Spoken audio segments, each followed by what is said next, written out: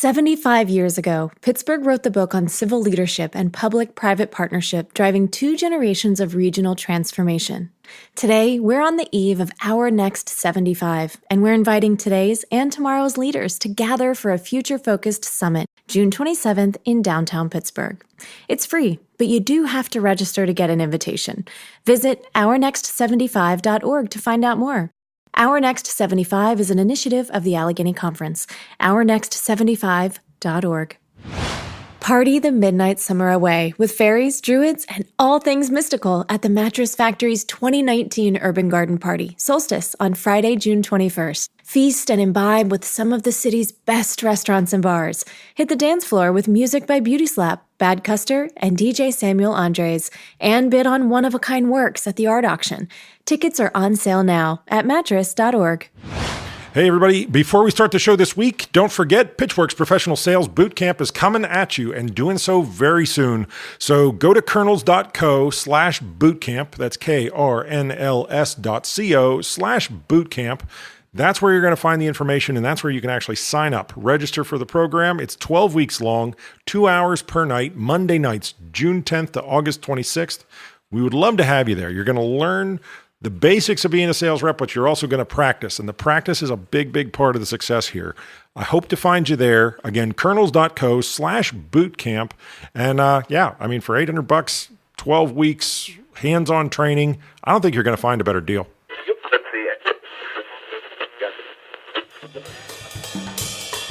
Welcome to the Pitchwerks podcast. I'm Scot MacTaggart. Over the last 20 years, I've been a sales rep, a marketer, a manager, an executive, a consultant, and an advisor. This show is designed to give you access to my list of contacts so that you can learn more about how to present your ideas at work and succeed in your career.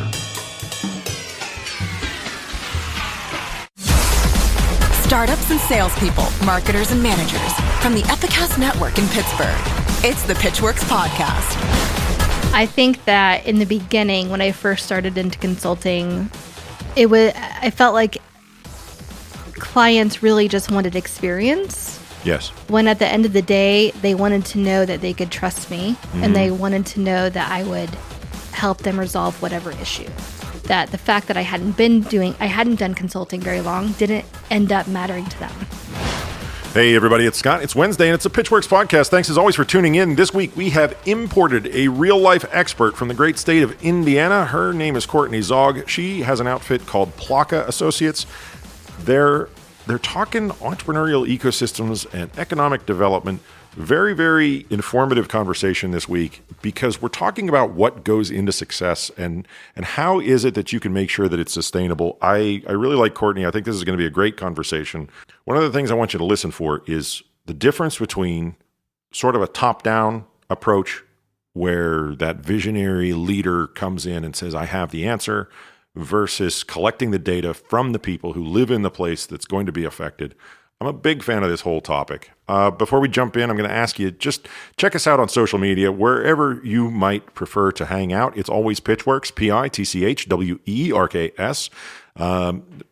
LinkedIn, Twitter, Facebook. There's a whole smattering of things to choose from. I hope you'll pick one. And I also hope if you haven't done it already, you'll subscribe to this fine program so that every Wednesday morning you can brag that you got it before everybody else. Let's talk to Courtney. Let's find out what's going on in Indiana.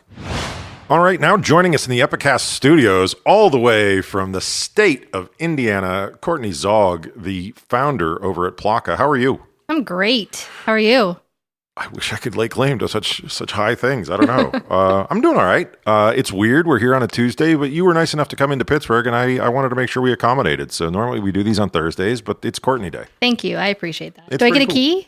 Let's not get carried away. All right. Let's start with a bottle of water and, a hearty handshake. Okay. So I got to know you because of your work in economic development and sort of like trying to create entrepreneurial settings for people.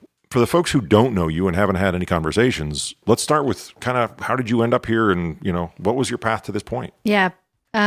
Wavy, windy, not nice. straight. Yeah. Definitely not straight. You can fall asleep on a straight path. Trust me. True. I almost found that out driving to Indy one time. It's just very It's a very straight I-70 kind of a trip. It is. So I went to school to write economic policies for developing countries. Wow. And that's really obviously cool. I'm not doing that, but Okay. I don't know if it's obvious, but I mean, everybody's got a side hustle these days. I guess that's true. That's really cool though. Yeah, that was the plan. And so in the midst of that, I got a job working for the state of Indiana, trying to attract international business to Indiana. Nice. Worked for the city of Indianapolis doing the same thing. And then kind of moved into, other avenues as it related to economic development. Nice. So research, helping support the creation of a couple different research councils. And then I started consulting about 6 years ago because I wanted to do something different every day. Mm-hmm. Not that economic development is necessarily the same thing day in, day out, but I wanted to work in the private sector. Okay. Kind of be on the other side of the table. What was the attraction there? Was it literally just because it was a different day schedule, like a different set of tasks? Yes. Okay. Also the flexibility in schedules. Yeah. Working in the public sector, there's just not a lot of flexibility in when you come in and when you can leave, and if you have sick children and things like that. Mm-hmm. Additionally, I had been through several different elections, and I appreciated the experience. Yeah. But I wanted to be on the other side of that, of helping guide decisions that influence policymakers and politicians, but not have to be in the midst of it. I understand that. I can also see one of the great things and also one of the unfortunate things about elections and the change of power and whatnot is that sometimes you're building something and then maybe after the election you're tearing that same thing down, right? And that feels like that might be something where you pour your heart and soul into something and they say like, okay, well, the other person won, so just, fold up the tents and right, we're going back to the old or, the last plan before this one. Right. So everything's in transition or on hold for a year before you kind of get your ducks in a row and start implementing new policies. Yeah, and they're big wheels that you're trying to make turn. So one of the things that told me that I needed to bring you into the studio is something you said to me in a conversation we had where, and it's tremendously insightful, take the compliment, that top-down management of an environment does not work. You cannot create businesses or entrepreneurial spirit from a top-down approach. It has to be grassroots. It has to come from the bottom up. You have to gather information from the people that are actually living in these neighborhoods and find out what they're good at and find out what they're interested in. And I guess before you, I never had a reason to really think about anybody even trying top-down. Tell me sort of how you learned what you know. Experience. Yeah. Living it, having policymakers. I was an implementer working at the state and at the city level, and knowing that you really, though good things still happen, and there does need to be some top-down work being done, it has to be met with ownership and it has to fit with the community and the stakeholders and the people who are living and breathing it every day. Right.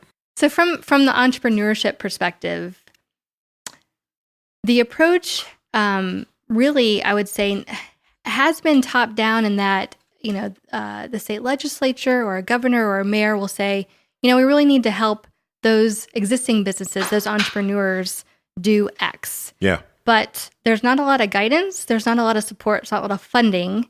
And the resources that are available are good resources typically, but no one knows about them. There's a lack of access. Mm-hmm. There's a lack of marketing so that people can understand what is available. And so in my experience, knowing that there is some work being done, good work from the top down, truly where impactful, sustainable economic development, it happens when it's driven by the private sector, when it's driven by entrepreneurs and businesses, both small and large. Who have, if I may, it sounds like you're also saying like there's a multitude of motivations. There's a multitude of incentives. Like I create a business because, I don't know, maybe I think I have a legitimate shot at building something big, not because I'm so much worried about the overall big picture economic health. Right. So I'm committed to my incentive. Right. You are going to do it because maybe you're just looking to get a raise, right? Like you know that if you go out and you start working for yourself, that you'll take more of the profit home with you at night. And you're reason is no more or less legitimate than mine. Absolutely. But it now becomes sort of woven in. Right. That's what I liked about it was this idea of like a diversity of purpose. Seems like it has more staying power. I can understand the attraction of a top-down approach if I'm a politician, though. Right? Does that feel right? Absolutely. Yeah, because I mean, I want to be the high-speed, brilliant leader. Yes. And come in and I'm like, this is my 57-point plan. Yes. They're like, wow, that guy wears glasses and he's got 57 points in his plan. He's a genius. Don't smile at me, Buzzy. I am. The idea of this single person leader who can do things without the benefit of data, who can do things without the benefit of sort of like a marketing team, a research team, boots on the ground, that sort of thing. I don't know. Like, are we addicted to that? Do we need to outgrow it? Yeah, there needs to be a complete paradigm shift. I would even say, everyone's trying to play the same game when it comes to attracting business, what the incentives package looks like, just so that people can say, yes, we attracted $500 million in capital investment. We hired 300 people. We're putting people to work. Right. However, and all of that's true and all of that's good. However, a lot of, I would say, generally, those types of incentives and those attraction projects, help win elections. Yes. That right. I mean, that's exactly what I'm saying. And therefore, the local economic development director, whoever is in charge, they're measured, their job, how they keep their job is based on the number of jobs, how much investment, and almost that's kind of it. The conversation shifted a little bit towards workforce now because the labor market is just so tight. Yeah. That people are saying, okay, if you attract all these businesses, where are they going to find the workers? We're hearing a ton of workforce development rattling around here in Western Pennsylvania. Yes. There are so many different initiatives to improve the development of the workforce that we have. Yes. And I was surprised at how quickly all of a sudden it just shot out of the ground in so many different conversations. Yeah, it's everyone's late to the game, though. I mean, people have been having problems for a long time, and now it's become so dire because the market is so good. Yeah. That it's like, okay, we need to put something in place. So wait, let me stop you on that. The market is so good in what way? Like, how are you measuring it when you tell me that? Businesses are spending money; they're investing. Okay, got it. Mm-hmm. And I mean, as a simple metric, that makes a ton of sense, especially if we want to go back to that private sector sort of engagement thing. If people show up for a job, then it may not be a great paying job, but it's a good enough paying job that someone chose it as their job. Does this make sense? Like, so in other words, like, I think a lot of times when people want to criticize that, the visionary leader caricature, they say, oh, well, he wants to bring this factory in, this whatever, Amazon in, but those jobs aren't good jobs. Mm-hmm. Well, if people do them, how bad can they be? Like, people chose that job for themselves. I mean, I'm sure you've got a counter argument to that, but I do. Yeah. Everyone needs to support themselves and their family, right? So at some point, it's like a job is a job. However, so many other factors go into that: transportation, childcare, healthcare, education. All of those things impact what type of job you can get and keep. Oh yeah. And so, talking about creating a new game where you are planting seeds, you're allocating your time and your resources to the entrepreneurs, the people that are actually in your community, and at the baseline, you're investing in your people, the best asset that you have. Mm-hmm. That's where the long-term success happens. And there are communities out there that are doing that. Yeah. And they're being very successful doing that. And it's attracting even more business because of that vision. Who's your best example? Right now, I would say Fishers, Indiana. Fishers, Indiana is somebody that I know, actually. Just from technology background that I've got, there are some people out there that I know that, boy, I wish I would have thought to actually look all these up. But is there an outfit called TechPoint or something? TechPoint is a statewide initiative, economic development initiative. Okay, so I know someone in an office in Fishers related to TechPoint. I'm really glad that my memory didn't fail me on that one. Sometimes it does. The interesting thing about Fishers is that you have a Mayor Fadness, who basically came in and with support of his council and his team said, we need to create a place where people want to be. Fishers decades ago was a cornfield. Okay. And I mean, let's be honest, point of fact, pretty much all these were. So how many decades, right?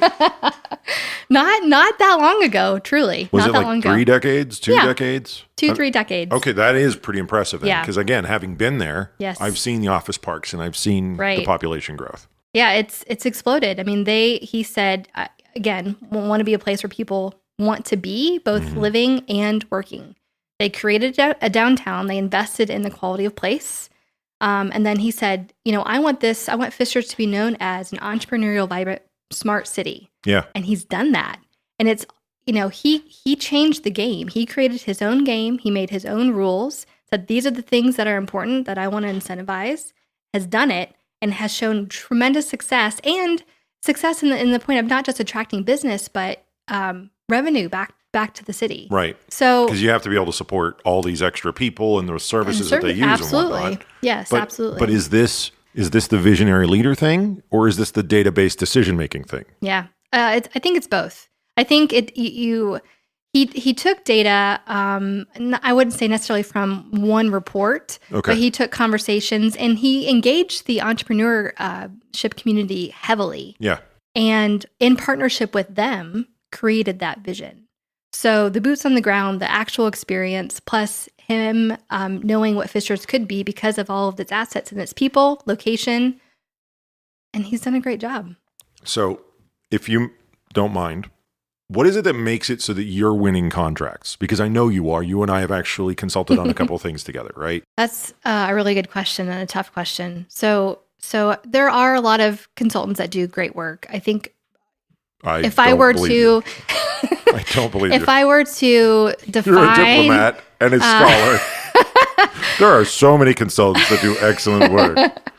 There are, and I partner with them. So there are good ones, and I want to be clear too that I think that what makes a consultant successful and what will make a community successful is not looking at just historical data. You have to be looking at what is coming down the pike. So things that are disrupting, and I know that word is completely overused, but truly, what are things that are disrupting your vision for the future? Things like AI, things like connected devices and the Internet of Things, things like... Can I give you a simple one? Yes. Broadband access. Yes. It makes all the difference in the world. Yes. And we have weird monopolistic things in some corners of the country. Yes.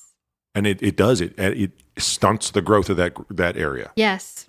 And even basic ones in terms of infrastructure. I mean, the national state of infrastructure across the country is in terrible shape. Mm-hmm. And because of that lack of investment from the federal level and from the local level, where local funds are obviously crippled, right?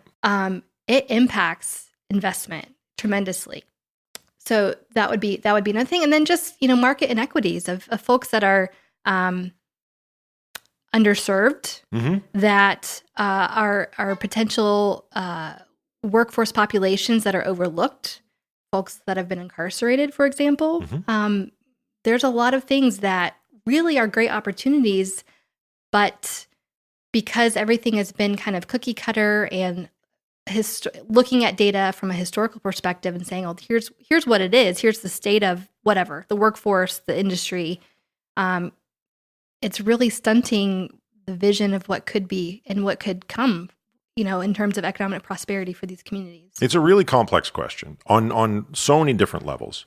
You could just be a resident somewhere, not even be thinking about entrepreneurship.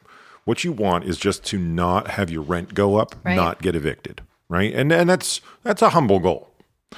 And then someone decides that this is what's good for your town and you're just kind of stuck with it. Right.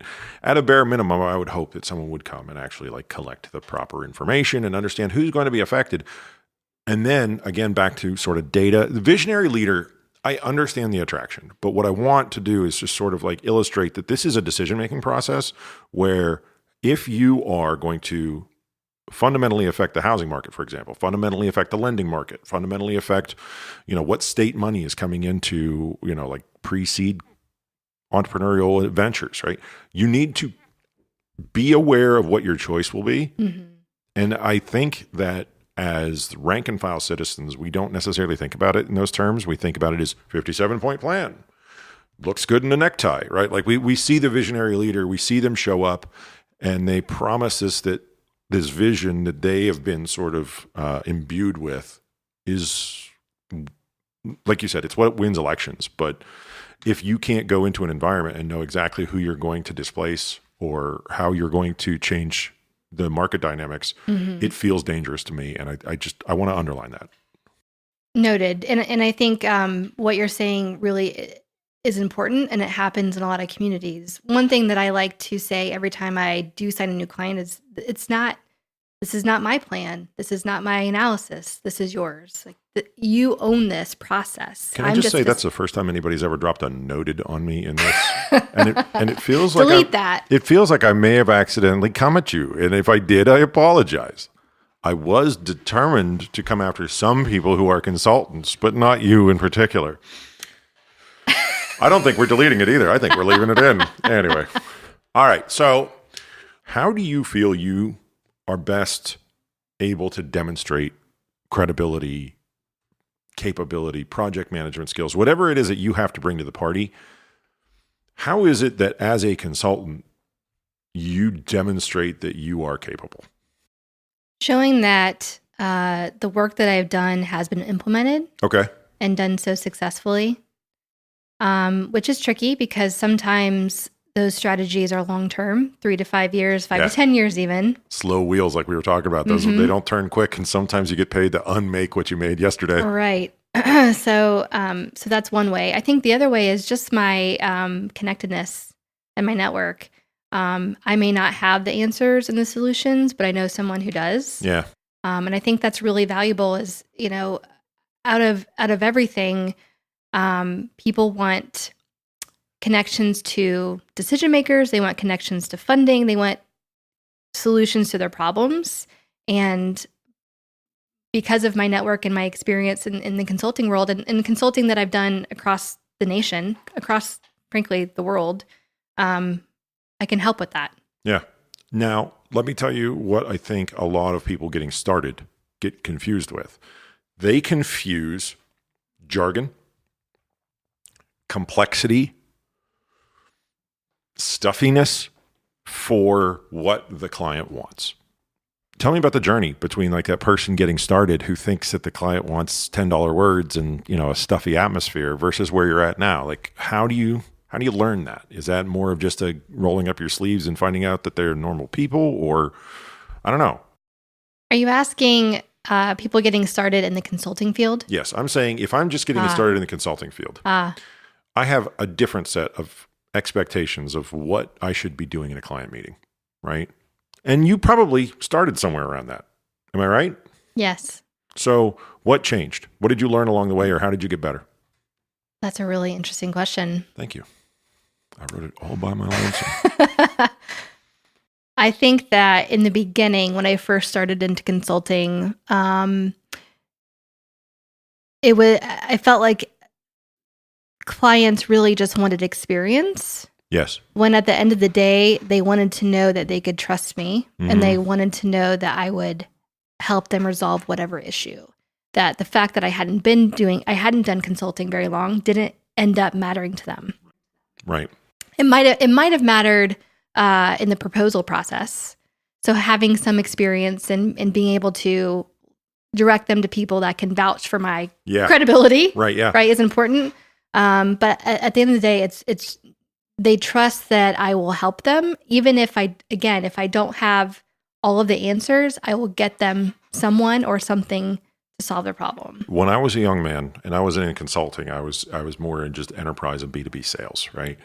I was sure that they wanted a pretend person. They wanted a person who didn't make mistakes. They wanted a person who was always a company man all the way to the bone, right? And for me, my journey was more about had to be the buyer a few more times. I had to understand what it was to see someone succeed, see someone fail. What are their common threads, and like, how do they behave? What does the successful person actually behave like? And a lot of times what I found was they were the kind of person that were just unflinchingly honest, but also ready for that honesty and its consequence. And everyone else vanished and disappeared when the waters got choppy. It's like, okay, so I'm allowed to have stress fits. I just have to not allow them to turn into screaming fits, right? Right. And I did. I mellowed out a little bit. But it's interesting. I haven't done consulting to the extent that you have, so I figured I'd ask the question because it's largely you're representing what you know. Right.